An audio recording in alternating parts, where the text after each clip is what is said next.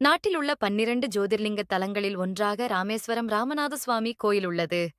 இக்கோயில் மட்டுமே தீர்த்த சிவத்தலமாக உள்ளதால் இங்குள்ள 22 தீர்த்தங்களில் பக்தர்கள் நீராடினால் பாவங்கள் நீங்கி புண்ணியம் சேரும் என்பது ஐதீகம்.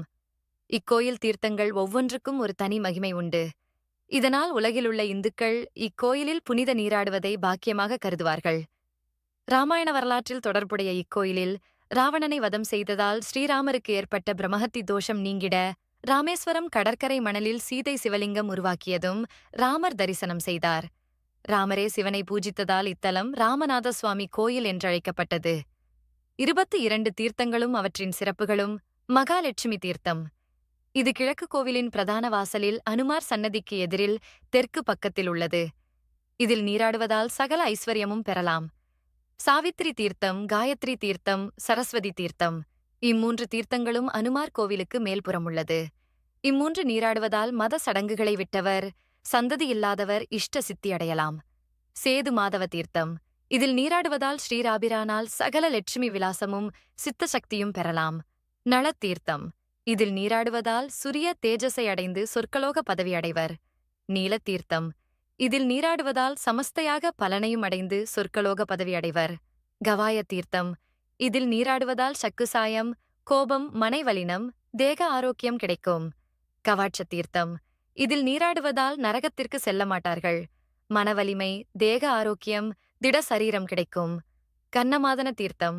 இதில் நீராடுவதால் மகாதரித்திரம் நீங்கி ஐஸ்வர்ய சித்தியும் பெற்று பிரம்ம ஹத்யாதிபாப நிவர்த்தி பெறுவர். சங்கு தீர்த்தம்.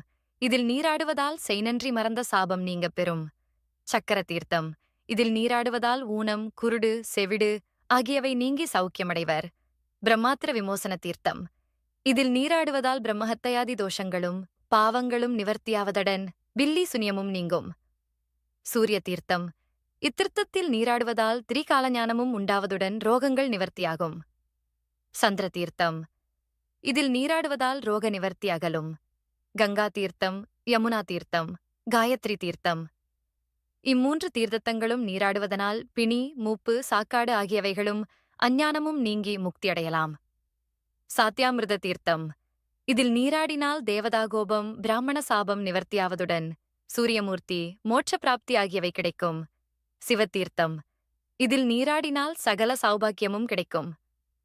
சர்வதீர்த்தம். இதில் நீராடினால் பிறவிக்குருடு, நோயும் நரைத்திரையும் நீங்கி வளமடையலாம். கோடி தீர்த்தம்.